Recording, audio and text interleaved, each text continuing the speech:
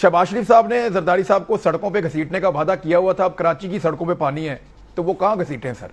یعنی اب آپ مجھے لگتا ہے کہ یہ دونوں مل کے زرداری صاحب اور شہباز شریف صاحب عمران خان کو گھسیٹ سکتے ہیں کسی معاملے میں؟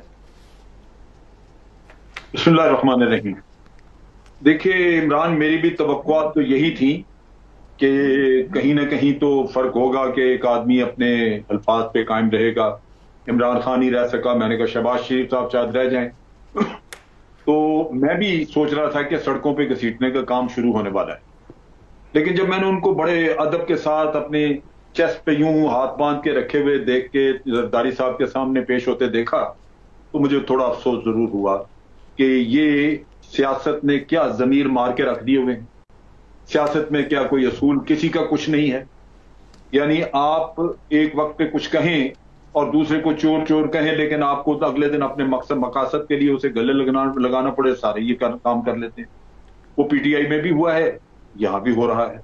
تو میں اگر ایک نیوٹرل آدمی کی حیثیت سے دیکھوں تو ایک مایوسی ہوتی ہے کہ آپ صرف اپنے مقاصد، اپنے مفادات کی خاطر اپنے قومی مفادات کو پاؤں کے نیچے رکھ دیتے ہیں. سیاست کا اصول ہے کیا پھر؟ کیا کسی اصول کی بنیاد پہ سیاست ہو رہی ہے؟